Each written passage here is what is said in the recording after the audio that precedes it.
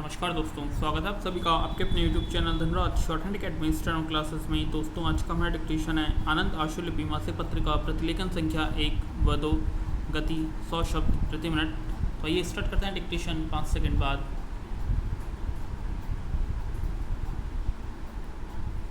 Start. महोदय, भारत एक प्रजातांत्रिक देश है और किसी भी देश में प्रजातंत्र की सफलता के लिए यह आवश्यक है कि उस देश का राजकाज उसकी जनता की भाषा में हो।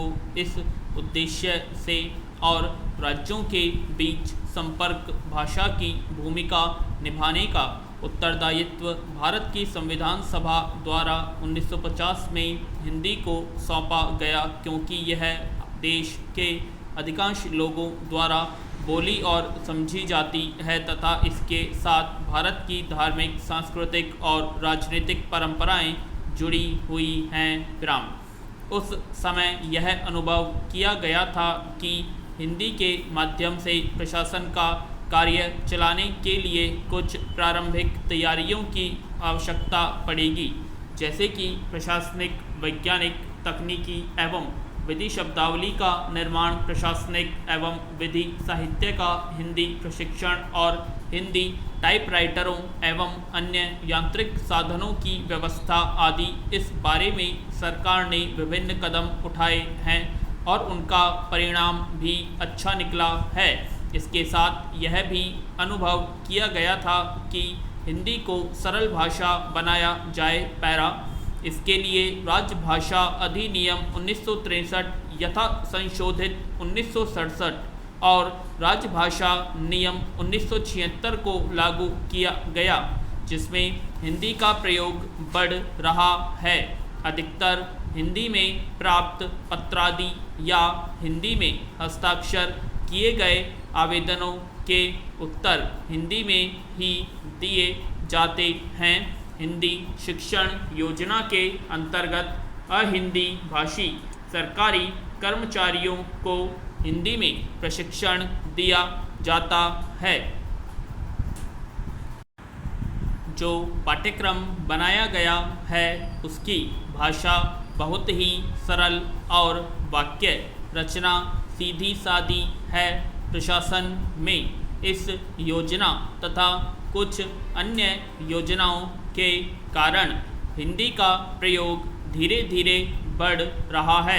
सरकार ने हर वर्ष हिंदी के प्रयोग को बढ़ाने के लिए एक वार्षिक कार्यक्रम बना दिया है, जिसके अंतर्गत निर्धारित लक्ष्यों की प्राप्ति के लिए सरल भाषा का होना और यांत्रिक सुविधाओं का दिया जाना आवश्यक है। इसके लिए देवनागरी टाइपराइटरों और कंप्यूटरों को उपलब्ध करवाया जा रहा है। हिंदी कार्यशालाओं और अन्य कार्यक्रमों का आयोजन किया जा रहा है। इसके अलावा प्रशासन में हिंदी के प्रयोग को बढ़ाने के लिए ऊंचे स्तर पर प्रधानमंत्री जी की अध्यक्षता में केंद्रीय राजभाषा कार्यान्वयन समिति का गठन किया गया है। हिंदी सलाहकार समिति बनाई गई है। बड़े बड़े नगरों में नगर राजभाषा कार्यान्वयन समितियां बनाई गई हैं। विराम। पैरा। महोदय, हर कार्यकाल मंत्रालय विभाग में राजभाषा कार्यान्वयन समितियों का गठन किया गया है, जैसे कि हिंदी को राजभाषा के रूप में स्वीकार किया गया है। इसकी पूर्ति के लिए 27 अप्रैल 1960 को राष्ट्रपति ने यह आदेश जारी किया कि सरकारी कार्यालयों आदि में जिन अधिनियमों, सांविधिक, असांविधिक संहिताओं, नियमों, पुराने रजिस्टरों तथा अन्य प्रक्रिया साहित्य सामग्री का अनुवाद विधि विभाग के राजभाषा खंड द्वारा और गैर सांविधिक प्रकार के अनुवाद केंद्रीय अनुवाद ब्यूरो द्वारा किए जाते हैं। विराम।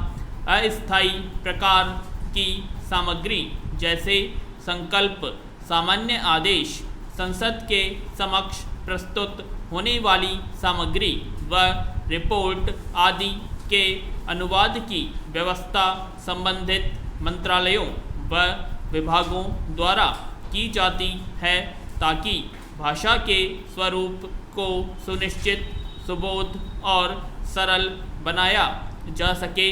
अनुवाद अपने आप में कठिन प्रक्रिया है, इसलिए इस प्रक्रिया को कई हाथों में जाने से बचाया गया है, जिससे भाषा की एकरूपता तथा सरलता बनी रहे।